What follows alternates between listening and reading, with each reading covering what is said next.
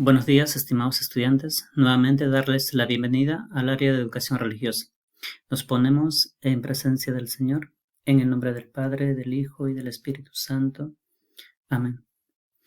Te comparto el mensaje que nos da nuestra Madre María en Fátima para iniciar nuestra oración. Continúan rezando el Santo Rosario para alcanzar el fin de la guerra. Hoy seguimos en guerra contra esta enfermedad y la Virgen nos pide insistentemente que no dejemos de orar y nos pide de manera especial que sea el Santo Rosario. En esta mañana quizás quisiera rezar el Santo Rosario, pero por lo menos te invito también a ti a poder ponernos en presencia del Señor con esa pequeña oración y pidamos por nuestras familias, por tu familia, para que Dios la conserve en salud, le dé fortaleza y le dé paciencia para poder afrontar esta situación y que nos haga más humanos, que nos permita acercarnos más a Dios y acercarnos a aquellas personas que más necesitan. Ofreciendo esta oración a la Virgen María, a ella la dedicamos diciéndole: Dios te salve María, llena eres de gracia, el Señor es contigo, bendita eres entre todas las mujeres y bendito es el fruto de tu vientre Jesús. Santa María, Madre de Dios, ruega por nosotros pecadores, ahora y en la hora de nuestra muerte. Amén. En el nombre del Padre, del Hijo y del Espíritu Santo. Amén. Muy bien, estimados estudiantes, recordar un poco lo que vimos en el tema anterior acerca de los concilios ecuménicos. Habíamos dicho que un concilio era una reunión que convoca el Papa, pero en los primeros siglos lo convocaba usualmente el emperador. Ahora vimos también que estos primeros concilios fue en Nicea, en Constantinopla, de allí nace el credo niceno-constantinopolitano, luego viene el concilio de Calcedonia, de Éfeso, donde se tratan acerca de las naturalezas divinas de Jesús y sobre la maternidad divina de María. En la clase de hoy vamos a ver acerca de los padres de la Iglesia.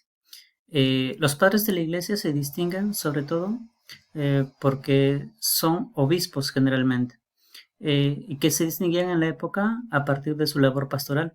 Tenían una gran influencia en la Iglesia. Destacaron por su cultura, sabiduría y santidad de vida. Sus pensamientos forman parte del magisterio de la Iglesia. El periodo de oro que vivieron los padres de la Iglesia datan del siglo IV y V de la era cristiana, época de esplendor en cuanto al desarrollo de la liturgia y las controversias teológicas, ¿no? Como mencionábamos sobre los concilios ecuménicos. La mayoría de los padres de la Iglesia tuvieron su influencia en Occidente, pero también en Oriente, donde podemos rescatar algunos importantes. Por ejemplo, en la parte de Oriente tenemos a San Atanasio, San Basilio Magno, San Gregorio Nacianceno y San Juan Crisóstomo. Empezamos entonces con San Atanasio. ¿Quién fue? Él nace en Alejandría, en la actual Egipto, ¿no? En el año 296 después de Cristo. Fue diácono y siendo diácono participó en el concilio de Nicea que vimos la clase anterior. Ejerce gran influencia sobre este concilio. Fue consagrado obispo en Alejandría y desde su sede se dedicó a combatir el arrianismo, ¿no? Recordando el arrianismo, este personaje arrio, quien negaba la divinidad de Jesucristo. Escribió apología contra los arrianos. Apología significa defensa, ¿no? Precisamente él en esa apología defendía la doctrina del Concilio de Nicea, en la cual él participó. Muere también entonces en Alejandría en el año 373. Otro de los padres de Oriente es San Basilio Magno, ¿no? Nace en Cesarea, Capadocia, ¿no? En la actual Turquía, en el año 330.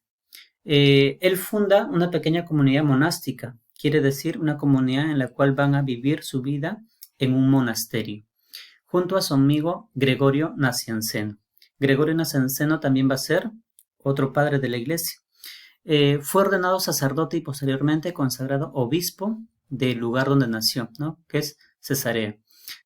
Combate también, como San Atanasio, ¿no?, el arrianismo y defiende también el Concilio de Nicea. Escribe además un documento, ¿no?, de Espíritu Santo, que quiere decir defensa o una reflexión sobre la naturaleza del Espíritu Santo y cómo es que el Espíritu Santo actúa en la Iglesia. San Basilio Magno llega a morir en el año 379 después de Cristo. Quiere decir 6 años después de la muerte de San Atanasio. Vemos a otro padre de la Iglesia, que será San Gregorio Nacianceno. San Gregorio Nacianceno va a nacer en Capadocia, ¿no?, en la actual Turquía, en el año 329. Una educación y sobre todo esta educación teológica, ¿no?, y su conocimiento de la cultura clásica va a favorecer mucho en su actuar dentro de la Iglesia. Fue consagrado patriarca de Constantinopla, ¿no?, pero dimitió de su cargo, ¿no?, renuncia a su cargo y regresó como obispo de su ciudad natal. Patriarca significa jefe de la Iglesia, en este caso de Constantinopla. Más adelante vamos a ver cómo el patriarca de Constantinopla, ¿no?, el otro patriarca, y el Papa van a excomulgarse, quiere decir, se va a producir el primer cisma, ¿no?, el primer rompimiento en la Iglesia católica. Pero más o menos como para ilustrarle qué significa patriarca o qué cargo tiene un patriarca. En este caso, él es consagrado patriarca, pero renuncia a ello. Se conservan numerosas homilías. Las homilías son aquellos discursos que hacen los sacerdotes de los evangelios. Quiere decir, el sacerdote proclama el evangelio, lo lee el evangelio en la misa y después hace una reflexión basado en ella.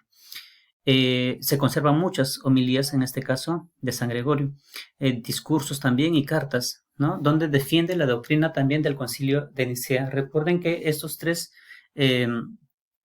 padres de la Iglesia que estamos viendo son partícipes de ese concilio, ¿no? Muere en el año 389. Y el último padre de la Iglesia de Oriente es San Juan Crisóstomo. Él nace en Antioquía, Siria, ¿no?, la actual Siria, en el año 347. Estudió retórica y oratoria. A los 25 años se retiró a las montañas como ermitaño, pero tuvo que regresar por problemas de salud.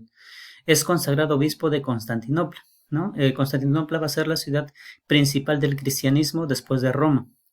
Su deseo de proclamar y defender la verdad, el sobrenombre Crisóstomo significa boca de oro.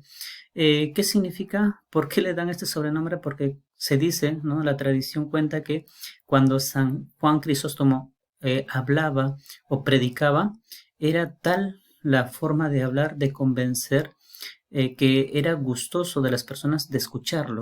La forma de convencer, de decir con veracidad las cosas que él pensaba, le ocasionó tener muchos enemigos y por ende fue desterrado por un par de ocasiones. San Juan Crisóstomo muere entonces en Comaná, en Ponto, en la actual Turquía, en el año 407. Vamos a ver entonces ahora los padres de Occidente. Entre los padres de Occidente también tenemos 4. ¿Quiénes son estos padres de Occidente? Pues San Jerónimo, San Ambrosio, San Gregorio Magno y San Agustín. ¿Quién fue San Jerónimo? San Jerónimo nace en Estridón, Dalmacia, en la actual Croacia. Él intenta vivir una vida monástica, quiere decir alejada en un monasterio. Sin embargo, le hacen regresar a Roma y es nombrado secretario del Papa.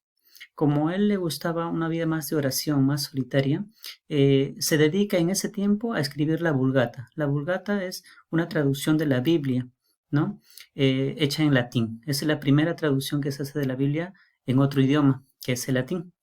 A los 40 años se retira a Tierra Santa, donde promueve de nuevo una vida monástica, muriendo en Belén en el año 420. Uno de los más importantes aportes que hace San Jerónimo es la traducción de la Biblia, conocida como la Vulgata, al idioma latín, que era el idioma que toda persona necesitaba conocer o saber para poder relacionarse con otras personas de diferentes lugares o países. Ahora San Ambrosio, otro padre de la Iglesia, ¿no?, él nace en Alemania en el año 340. Es arzobispo de Milán y como aún no estaba bautizado, recibió el bautismo, la ordenación sacerdotal y la consagración episcopal. Quiere decir, en una sola celebración recibe los 2 sacramentos, ¿no?, que es el bautismo y el orden sacerdotal, y a la vez también es consagrado como obispo, ¿no? Después de una semana. Se va a desprender de todos sus bienes y dedicarse en cuerpo y alma a su tarea pastoral. Combate también el arrianismo. San Ambrosio va a ser el maestro de San Agustín. Es por San Ambrosio que San Agustín va a conocer el cristianismo, ¿no? Más de cerca, y por ello se va a convertir. Recordemos que San Agustín, antes de ser cristiano, era un pagano, o sea, no adoraba a Dios o no conocía a este Dios cristiano. Vamos a verlo más adelante. Seguimos entonces ahora los otros dos, ¿no? Precisamente San Agustín y San Gregorio Magno. ¿Quién fue San Gregorio Magno? ¿No? Nace en Roma en el 540, ¿no? Después de Cristo. Desempeña diversos cargos políticos, ¿no? A los 35 años se retira a un monasterio benedictino. Es el único que es elegido papa. En el año 590, durante su pontificado, se inició la evangelización de las islas británicas de la mano de Agustín de Canterbury. Va a evangelizar a los anglosajones de la época. Y otra de las cosas importantes en cuanto a liturgia se refiere, va a ser la renovación sobre los cantos, ¿no? Procedentes de una vida monástica. Por eso hoy en día conocemos los famosos cantos gregorianos, que fue precisamente por San Gregorio Magno quien se renueva todo lo que es el aspecto de canto en las misas, ¿no? Los cantos litúrgicos que se realizan en las misas. Vemos ahora, por último, a San Agustín. San Agustín nace en Argelia, en África, en el año 354. Él es pagano en su juventud. ¿Qué quiere decir? Él tenía un anhelo por conocer la verdad, ¿no? No conocía a Dios. Él llega a conocer a Dios a través de San Ambrosio, quien le obsequia la Biblia, y a través de la Biblia San Agustín conoce a Jesucristo, y en su anhelo de buscar la verdad, ¿no? A Dios, se mete en varias sectas en las cuales no consigue su cometido de conocer cuál es la verdad o quién es la verdad, hasta que conoce a San Ambrosio y por él a Cristo, se hace bautizar por él y es ordenado a los 33 años como sacerdote y consagrado obispo de Hipona en Argelia. ¿Qué nos enseña la vida de estos padres de la Iglesia? Pues en la actualidad nos enseña y resalta mucho la vida de estos padres, sobre todo en su defensa de la fe. Hoy en día conocemos muchas personas, e imagino tú conoces muchos jóvenes que tienen su fe media tibia, que no les gusta la misa, o que muchas veces quizás a ustedes también le ha pasado que no gustan de escuchar misa, de frecuentar sacramentos, y es una lástima que se estén alejando muchas personas de Dios. Y es nuestro deber como cristianos, ¿no? Semejantes a estos padres, de poder defender, y no quizás de esa manera que ellos lo hacían, sino con nuestro propio testimonio de vida. El ser cristiano implica no solamente hablar de Dios, sino a comportarse como Dios quiere, y en ese comportamiento, en ese testimonio, darlo a conocer. ¿Sí? Entonces esa es nuestra tarea, de dar a conocer a Dios con nuestras actitudes y nuestras acciones. Por eso, la frase de esta semana tiene mucha relación con lo que hemos visto. La vida es 10% lo que me sucede a mí y 90% cómo reacciono ante eso. Estamos pasando por una situación muy grave y muy triste a la vez, que es esta enfermedad. Por eso, y hablando de cómo yo reacciono ante esto, la actividad que te voy a pedir a realizar, más que actividad, es una invitación a rezar. La Virgen de Fátima nos pide que recemos y recemos mucho. Yo suelo hacer un rosario completo los días sábados a las 9 de la noche. Y te invito, quizás si no es un sábado, puede ser otro día, depende el día que tú desees o te organices, es acompañarme por lo menos con un denario. ¿Qué cosa es un denario? Son 10 Ave Marías, ¿no?, que le ofrecemos a nuestra Madre, y con una petición cada vez que rezamos un Ave María, quizás por las personas que más necesitan, o por las personas que nosotros queremos, ¿no? Y sabemos que necesitan bastante nuestra oración. No hace falta que me envíes fotos o alguna hoja que hayas hecho oración, sino después de haber realizado ese denario, ¿no?, me digas por si web, me escribas por si web diciéndome: profesor realizado, profesor hecho, y yo voy a creer que has rezado. pero me gustaría y te invito a que puedas acompañarme desde tu casa en el momento que tú puedas hacer esa oración. Bendiciones.